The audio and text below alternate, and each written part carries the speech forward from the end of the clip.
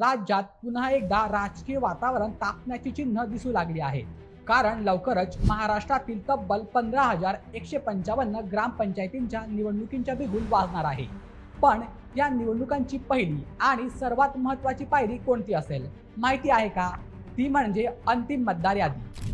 राज्य निवडणूक आयोगाने यासाठी तयारी सुरू केली असून 4 ऑगस्ट रोजी अंतिम मतदार यादी प्रसिद्ध केली जाणार आहे.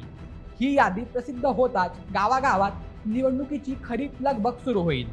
इच्छुक उमेदवारांच्या बैठका, प्रचाराची रणनीती आणि राजकीय हालचालींना वेग येणार आहे. विशेष म्हणजे यावेळी मतदार यादी प्रभागनिहाय तयार करण्यात आली आहे. त्यामुळे प्रत्येक मतदाराने आपले नाव यादीत आहे का याची खात्री करून घेणे अत्यंत महत्त्वाचे ठरणार आहे. कारण नाव नसेल तर मतदानाचा अधिकारही गमवावा लागू शकतो. आता सर्वात मोठा प्रश्न म्हणजे मतदान नेमकं कधी होणार? सध्या राज्य निवडणूक आयोगाने मतदानाची तारीख जाहीर केलेली नाही. मात्र अंतिम मतदार यादी प्रसिद्ध झाल्यानंतर कोणत्याही क्षणी निवडणूक कार्यक्रम जाहीर केला जाऊ शकतो अशी शक्यता आहे. त्यामुळे राज्यातील हजारो गावांमध्ये राजकीय घडामोडींना आता वेग येणार हे निश्चित मानलं जात आहे.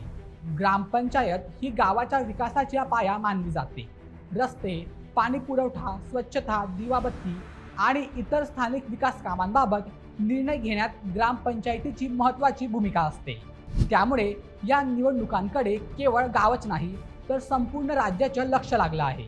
आता अंतिम मतदार यादी प्रसिद्ध झाल्यानंतर सर्वांच्या नजरा राज्य निवडणूक आयोगाच्या पुढील घोषणेकडे लागतील.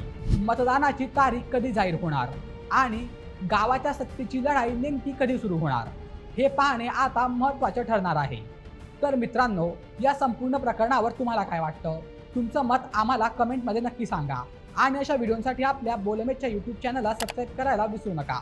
धन्यवाद.